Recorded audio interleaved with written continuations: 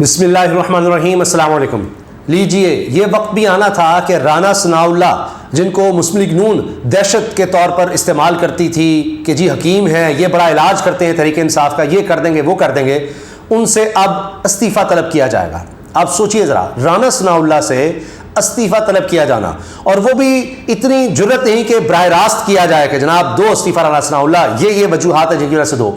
ایک طرف آپ دیکھیے کہ بلاوا آیا ہے نواز شریف کی طرف سے کہ جی آؤ پیشی بھگتو، آؤ رانا ثناء اللہ، یہ پنجاب میں کس طرح ہو گیا، جب یقین دہانی تھی، سب کچھ مینج تھا، ہر طرح سے ہم نے سب کچھ کر کے دیکھ لیا ہوا تھا، یہ آخری وقت پہ عمران خان نے گیم کیا کھیلی ہے تمہیں پتہ کیوں نہیں چلا؟ آپ وہاں پر تھے، آپ نے جیو فینسنگ کی ہوئی تھی، وزیر داخلہ تھے، غیر قانونی غیر آئینی کام بھی کیا رانا ثناء اللہ نے، لیکن اس کے باوجود یہ کیا ہو گیا؟ عطا تارڑ بھی بیچ میں رگڑے گئے، جو وہاں پر آئے تھے اور کوئی نہیں روک سکتا ہمیں، وہ اپنے ساتھ جو گارڈز تھے وہ لے کر آ گئے، دندناتے پھر رہے تھے جناب اسمبلی میں، ایسی تیسی کر دیں گے، ہم سیاست چھوڑ دیں گے، ہمارا نام بدل دیا جائے اگر یہ ہو گیا تو۔ اب وہ ہو گیا ہے۔ اب کیا نام بدلنے کے لیے نواز شریف صاحب نے رانا ثناء اللہ کو بلایا ہے یا استعفے کی طلبی کے لیے بلایا ہے؟ کیونکہ استعفے کے حوالے سے اب ڈیمانڈ تو آ گئی ہے،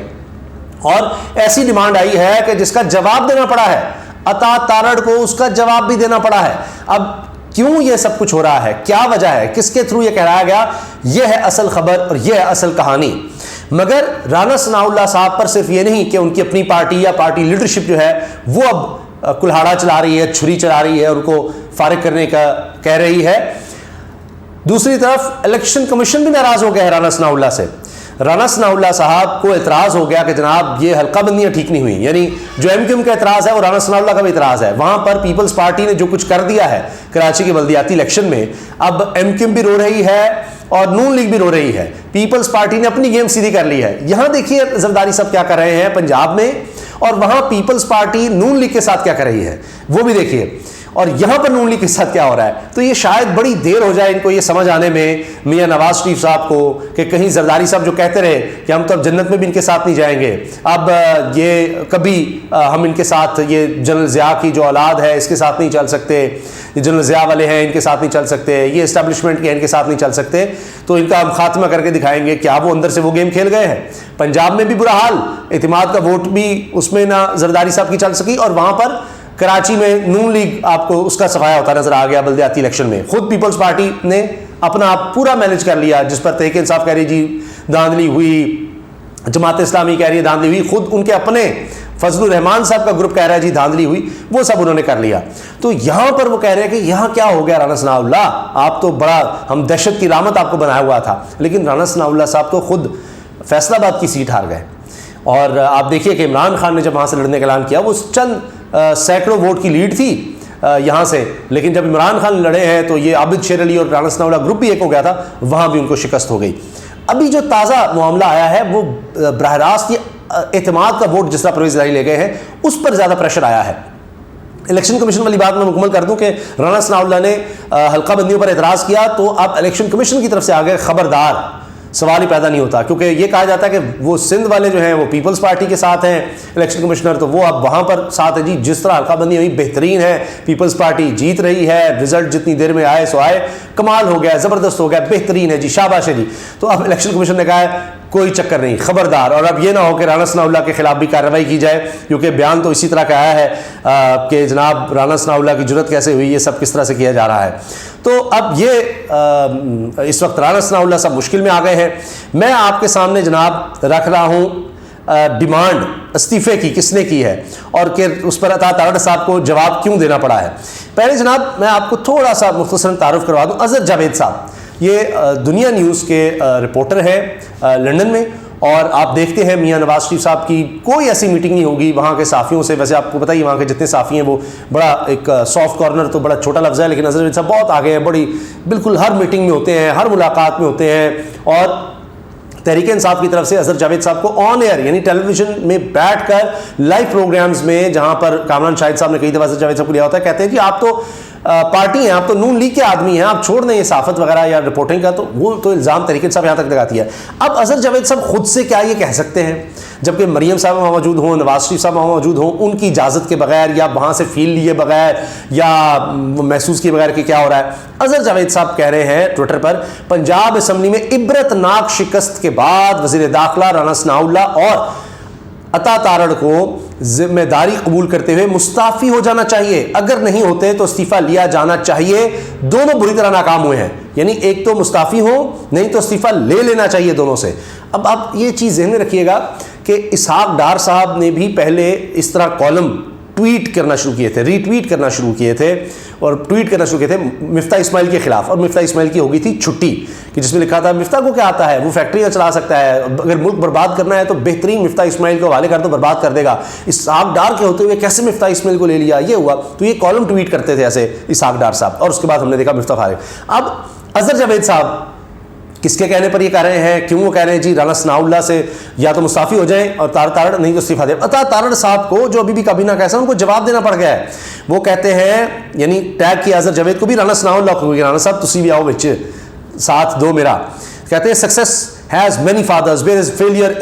از این آرفن، کہ جی جو جیت ہوتی ہے اس کے تو کئی باپ ہوتے ہیں لیکن شکست جو ہے وہ لاوارث ہوتی ہے۔ تو وہ سنا رہے ہیں کہ خود آپ لوگ یہاں تھے نہیں، اور جناب اب اظہر جاوید صاحب آپ ڈیمانڈ کر رہے ہیں، ہماری لیڈرشپ ہم سے ڈیمانڈ کر رہی ہے۔ پھر کہتے ہیں جی قیادت آدھے منہ کہے تو جان حاضر ہے، استعفیٰ تو بہت چھوٹی چیز ہے۔ مشکل وقت میں جب تمام ضمنی انتخابات میں میدان میں کھڑے ہو کر حالات کا مقابلہ کرتے تھے ہم، یا قانونی جنگ لڑتے تھے، تب تو کسی چیز کی پرواہ نہیں کی، اب ڈرنا کیسا۔ تو وہ یعنی گنوا رہے ہیں، احسان جتلا رہے ہیں عطا تارڑ صاحب کہ جی دیکھیں پہلے بھی ہم نے بڑا کچھ کیا، وہ حراست میں بھی رہے، بڑا کیا، تو یہ کیا بات ہے، اور اس طرح یعنی بٹوین دا لائنز اب ظاہر ہے وہ اور تو کچھ کہہ نہیں سکتے۔ تو یہاں تک اب نوبت آ گئی ہے کہ جی رانا ثناء اللہ سے، عطا تارڑ سے نا استعفے مانگے جائیں کہ جناب تم فارغ ہو اور نکلو،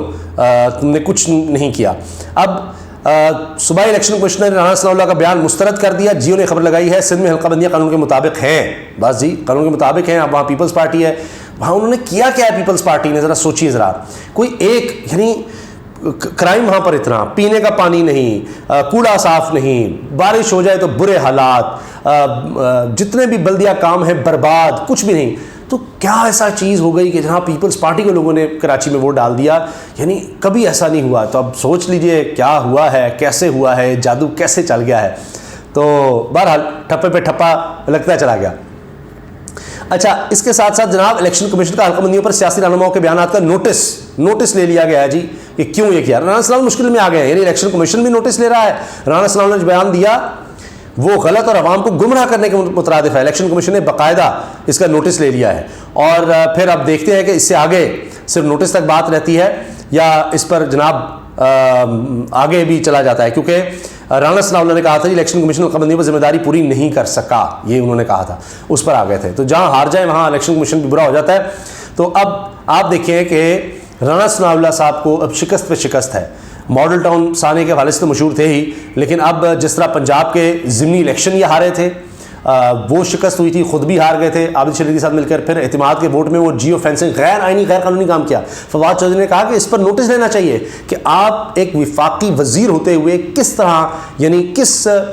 قانون کے تحت آپ لوگوں کی جیو فینسنگ، ان کی لوکیشن، یہ سب کر رہے ہیں۔ کیا وہ کرمنل تھے ایم پی ایز؟ یہ تھا ان کو ڈرانے کے لیے، دھمکانے کے لیے کہ اگر کوئی آنے کی کوشش کرے اس کو پکڑ لیا جائے، روک دیا جائے راستے میں۔ یہ تک ہوا کہ خود عمران خان صاحب نے کہا کہ وہ عمار یاسر لینڈ پر ہیں، ان کے ساتھ پتہ نہیں کتنی اسکواڈ ان کو دینی پڑی کہ کہیں ان کو غائب ہی نہ کر دیا جائے۔ تو یہ سب ہوا۔ ارشد شریف صاحب کی شہادت کے بعد رانا ثناء اللہ کے بیانات دیکھ لیں آپ، عمران خان کے خلاف پریس کانفرنسز دیکھ لیں آپ، وہ بھی ان کے خلاف ایک چارج شیٹ بنتی چلی جا رہی ہے۔ 25 مئی کا واقعہ آپ دیکھ لیجیے، جس طرح عورتوں بچوں پر ظلم ہوا، جتنے چھاپے مارے گئے، عمران خان کہتے ہیں وہ میں نہیں بھول سکتا۔ تو یہ سب چیزیں آپ دیکھیے کہ رانا ثناء اللہ صاحب کے خلاف ایک کیسز بنتے چلے جا رہے ہیں، چارج شیٹ بنتی چلی جا رہی ہے۔ اب تو ان کی اپنی پارٹی لگ رہا ہے ان سے تنگ آ رہی ہے، وہاں نواز شریف صاحب اور مریم صاحبہ ان کے خلاف ہو گئے ہیں۔ یہاں پر کیسز بن رہے ہیں کہ ان پر اور ان کی اہلیہ پر الزام ہے کہ جی انہوں نے بطور رشوت 2 فارم ہاؤسز لیے، وہ کیس کلر کا ہار کا وہ ہاؤس سوسائٹی کا وہ الگ چل رہا ہے۔ تو رانا ثناء اللہ صاحب آج بھی مشکل میں آ گئے ہیں، اور جب حکومت جائے گی پھر تو لگتا ہے بہت ہی مشکل میں ہے۔ تو کیا اب قیادت جس طرح ان سے ہاتھ اٹھا رہی ہے اور خود ان کو دھکا دے رہی ہے، یعنی ڈوب رہے ہیں تو ایک دوسرے کی طرف انگلیاں اٹھا رہے ہیں،